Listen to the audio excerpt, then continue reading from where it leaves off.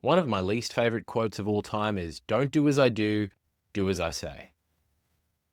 I would say that would be very high up there for me. Probably top three, maybe top five. And don't get me wrong, there's some horrific quotes in history, but the ones that have affected me the most growing up, I think that would be way up there, right up there.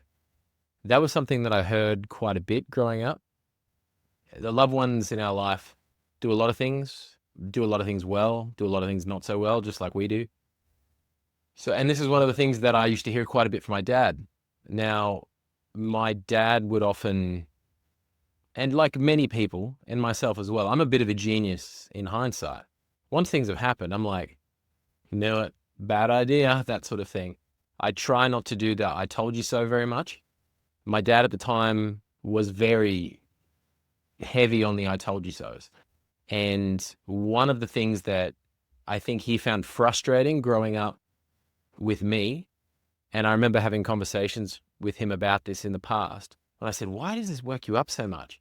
And he says, "Oh, it's because it's the exact same thing I did, or I decided to do." So he'd get frustrated because of our similarities sometimes. And again, as a parent, that makes sense. You want your kid to do better than you. You want them to grow or to not make the same mistakes as you. Totally understand that. Fair enough. I'm the same. I would love it for all of my kids to avoid all my problems, to avoid all my mistakes, and to live a life that's way smoother, with way more opportunities for them, ones that they can really enjoy, and they don't have to learn the tough lessons that you learn in life, that they can just kind of get all the growth without all the trials as much. That's something that's, you'd want that to be the case, but sometimes trials are necessary. And not every kid listens to, not barely any kids listens to everything you say, and, or at least apply them in that same way that you would like them to. So I think for me growing up, the "don't do as I do as I say" quote that was thrown around quite a lot very much bugged me. And it bugged me forever.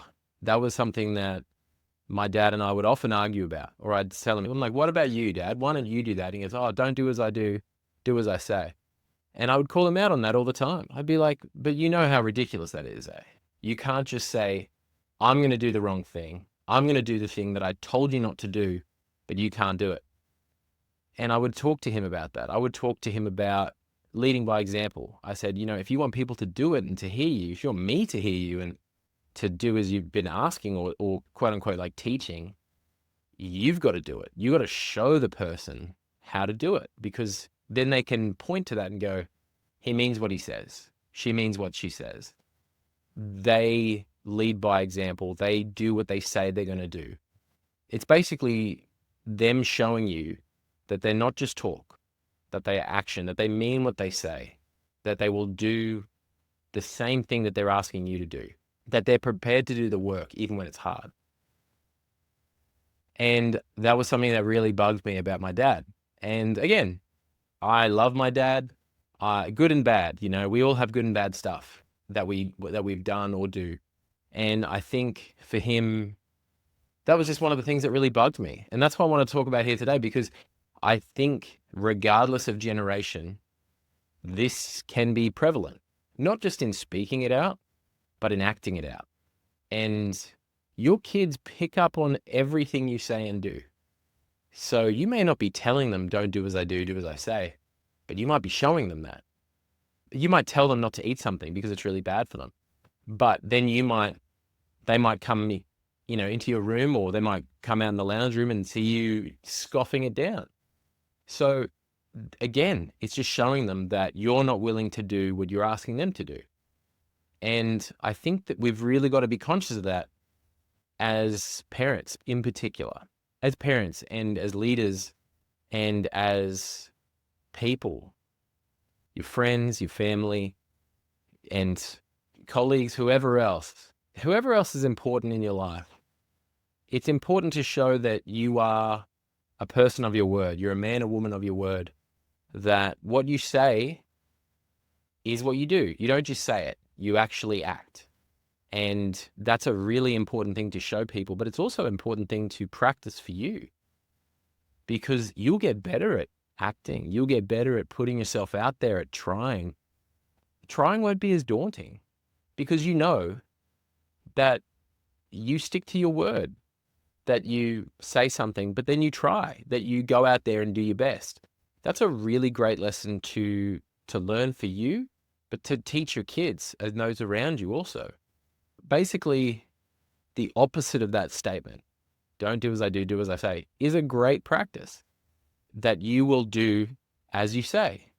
You will do what you expect others to do. There's a great Michael Jordan quote where he said, I didn't ask anybody else to do what I wasn't prepared to do. So in other words, everything he asked of everybody, all of his teammates, he was prepared to do. That's what leaders do. And don't get me wrong, the more I learn about Michael Jordan, who was a hero of mine growing up, the more I'm like, oh, he'd be a rough teammate to have. There's, again, good and bad. Maybe one of the most psychotically competitive people of all time. Like, just everything's a competition. But I digress. With Michael Jordan, that's a great quote. He wasn't expecting anybody else to do something that he wasn't prepared to do. And as a father and as a parent, that's really important for you. You've got to be prepared to do and to act out what you want them to do. You want them to be healthier? Show them how to be healthier. You want them to learn how to speak to people more politely, more respectfully? Show them. You want them to keep their temper? You better hold on to your temper as well. It's the classic, well, why do you get to do it, Dad? Why do you get to do it, Mum? Why do you get to eat that? Why can't we? Why do you get to yell at us, but we can't yell at you? That sort of thing. And yes, as a parent, you can teach lessons like respect your elders. You can say, treat other people with respect, etc. Respect adults. It's all that sort of stuff. But if you're disrespecting them or you're disrespecting other people, but you're expecting it back, I think you're going to be in for a very rude surprise when they become an age where they can articulate that more. They might do it straight off the bat, but it might be something that they grow up and they may just start resenting you because they think Dad's just says stuff, but he doesn't do stuff. Mum just tells me what to do, but she doesn't do anything that helps. She doesn't do any of her own advice. That's not a great lesson to teach your kids, is that you can preach something, but you don't have to practice it. That's essentially what that is. You're not practicing what you preach, but you expect others to practice what you preach. And that's not really a standard that's going to help your relationship with your children, or if you're doing that to other people, with those friendships, with those relationships. I know that if I was hanging out with a friend and they expected me to do all the cleaning or whatever, if we went camping like with a bunch of mates and they did nothing, and I was just expected to do whatever they were asking me to do, that would get old really fast. If they weren't pulling their weight, if they weren't doing as they were asking others to do, that would not be a fun experience to go through. And it's probably not one that I'd seek out after that. But your kids are stuck with you, usually. Usually your kids are stuck with you for a long period of time. So it's really important that you show them through your actions, not just your words, not just telling them what to do, that you believe in what you say, even to the point that you practice it.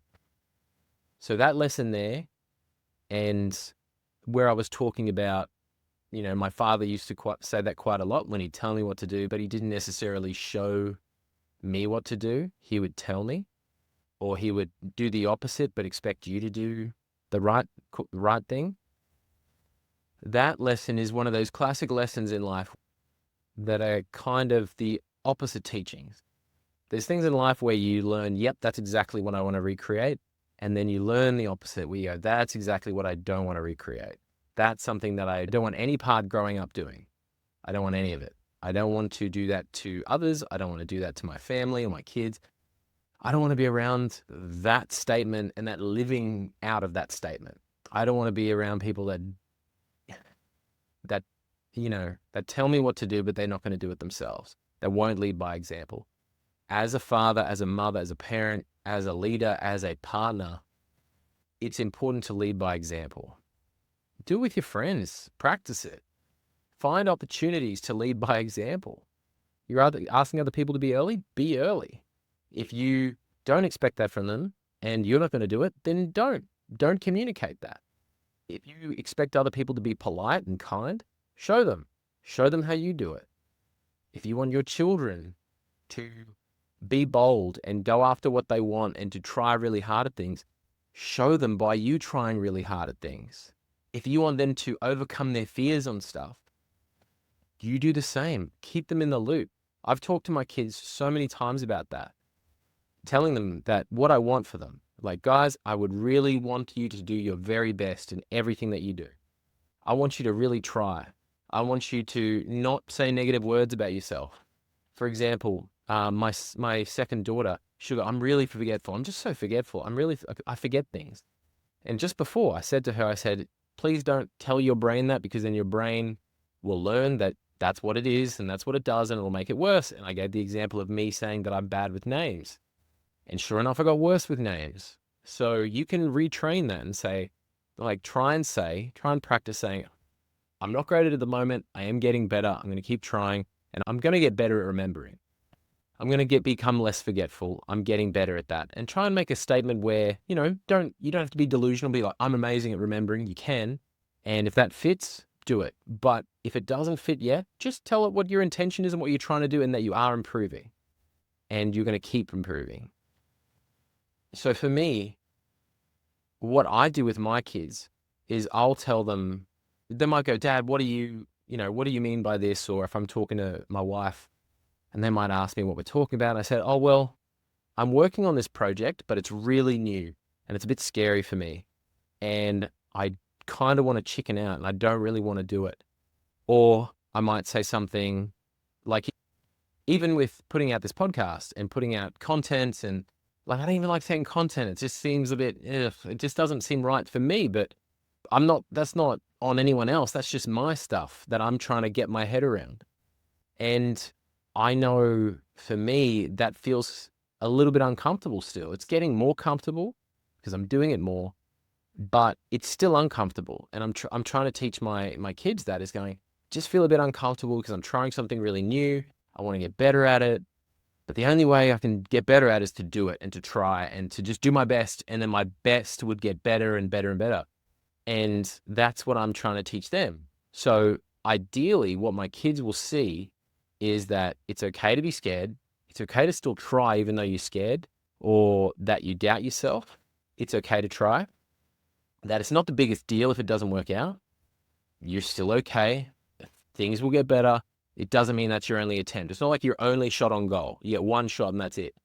So hopefully they'll see all these things, that it's not too daunting to try, that you don't have to be scared, but it's okay to be scared, that failure isn't really a thing as long as you keep going. If you let it be it, and if it's not something that you're at peace with and you just go, yep, just throw your hands up, that hurts you, that affects you. But if it's something that you try and try and try and try, and if you look at so many successful people in life, like all the millionaires, billionaires, professional athletes, all the people that are the very whatever 1% in their fields, you just see countless times in these themes around their success stories, that they tried and tried and tried and tried and didn't give up.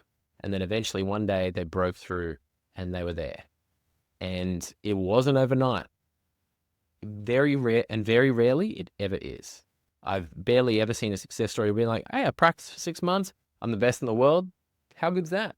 I haven't seen that. I've seen people get good in a short amount of time, and they might be world class, but never that they're the man or the woman in that particular spot. So I think that's really important things to show your kids. So that's a lesson to do the opposite of. Do the opposite of the whole, don't do as I do, do as I say. You show them that what you say is what you do, and what you do is what you say. What you're teaching them is something you're prepared to do, that you're prepared to do that same work on you, for them, in some sort of field, because you're their teacher. You're their educator, you're their teacher, you're their father, you're their mother, you're the leader. You're an ally as well with your friends and things like that, that you're a person that they want in their corner, that they want to be around, that you're an influence for good in their life.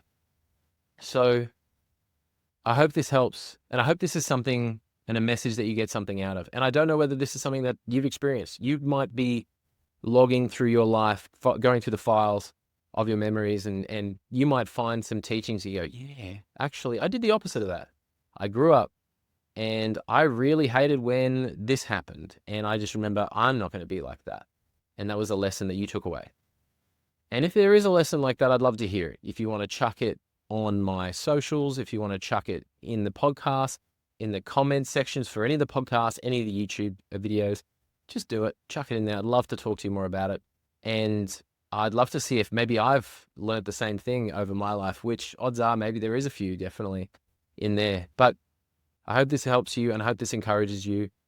And if you want any more support, any more help, if you want to work with me, just contact me. I've got a community that I'm working on.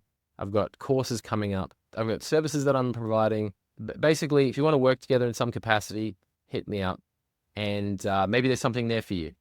So take care. God bless. Have a good one.